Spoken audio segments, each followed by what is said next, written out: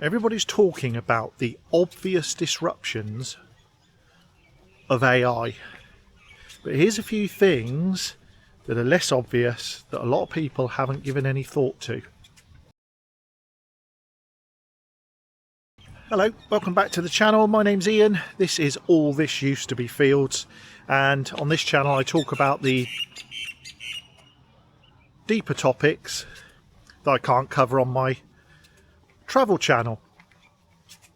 AI. Now everybody's talking about the main disruptions from AI, such as job losses, automation, etc, etc. But there's a few points I want to go over that many people are missing or not thinking about. Number one, indirect job affectation, or the indirect effect on jobs.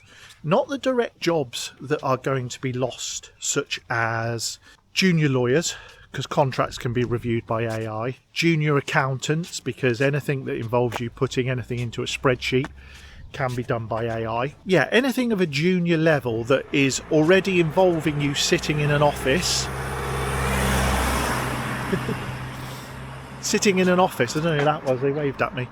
Anything that involves you sitting in an office at a computer that is of a fairly lowish level, we know that's gone. But here's the thing. Everybody is talking about people retraining as plumbers, sparkies, builders, the nursing profession, childcare, caring. And that's all very well, but you've missed a major point here. Anybody with any ounce of nous about them is going to retrain. So all of those plumbers, here's a prediction, and we'll keep this up. And we'll look back on this in a year or two and see where we're at. But all of those plumbers and sparkies and builders, etc., who currently are in demand, there are a shortage of those trades. And whenever you want anything done to your house, they can pick and choose what jobs they want to do, and they can charge pretty much what they like within reason.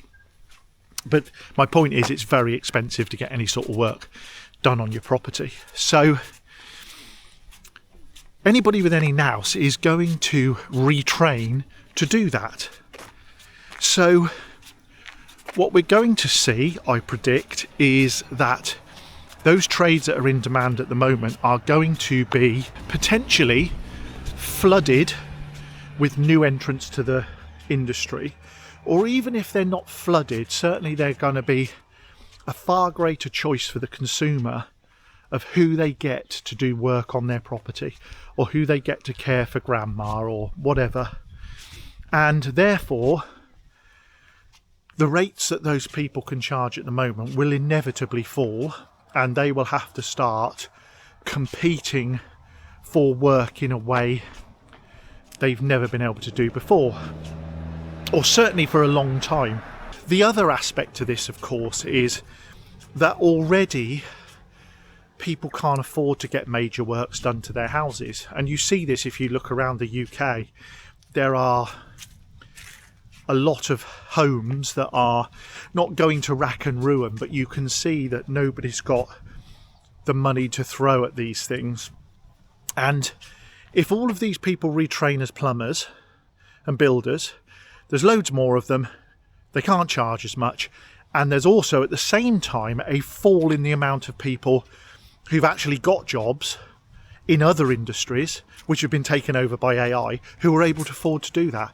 So you've got a lowering of what trades can charge, and you've got less people able to even have those jobs done. Childcare is another thing. Childcare not directly affected by AI. So your child's nursery worker won't be directly affected, won't lose their job for AI. But the people who put their kids into nurseries are not going to have a job. Or there are going to be very much fewer jobs. And many people will have retrained to be a nursery worker. So they will be affected, albeit indirectly. Next up, loss of trust. And we're already seeing this with You see it on YouTube or social media. When anybody posts now a picture of something that is a little bit unbelievable or something they've not seen before that is real, already everybody is jumping on that and going, that's AI, that's AI. So the lines are already blurred between what people believe is real and what people now are just branding AI, whether it's real or not. And that's going to present real difficulties going forward. Certainly around the legal system, because I can see a time coming where camera footage or photographs or recordings of voices, anything that could be mimicked easily by AI, used in a legal setting by a prosecution, a defence, or even in the civil courts when you're trying to sue somebody for something. Defamation, for instance, you are defamed by somebody on the internet, you sue them for it, and it turns out it wasn't them at all, it was somebody creating an AI avatar or image of them or video of them, and that you're suing the wrong person.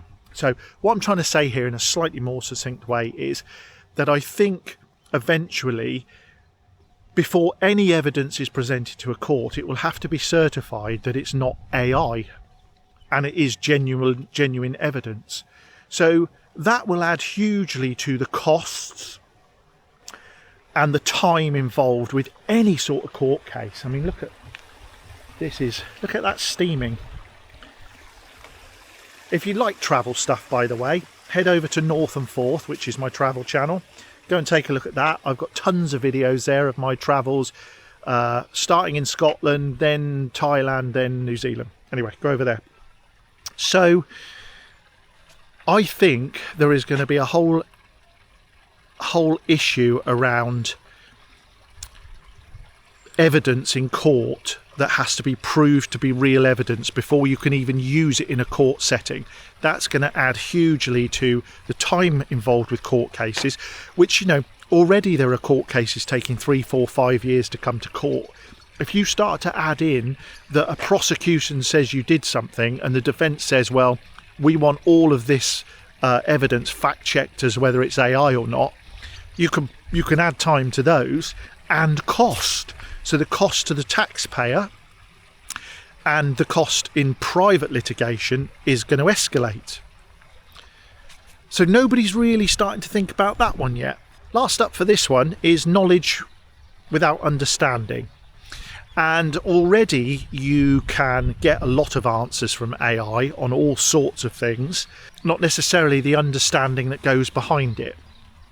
And if we get to a point where people can find answers out without doing any education, and they don't need to do the education anymore, there is a risk that if for some reason power supplies go and we are left without AI, we have a whole generation or 2 generations, and I'm talking 20, 30, 50 years in advance here, we end up with a whole generation of people who actually without it we're buggered. They could put a intravenous drip in because they've seen it on AI, but they don't have the understanding behind it of the implications of it.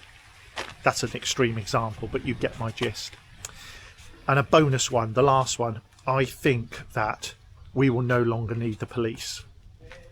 And if you want to see a video on the reasons why I don't think we will any longer need the police, drop me a comment below, because I've already given this a lot of thought as to why we won't need the police anymore and why the whole landscape of law enforcement is going to change.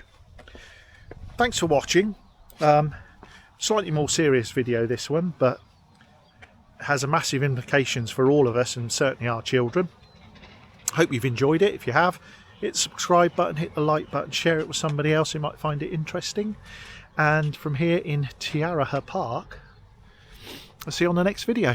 Thanks for watching.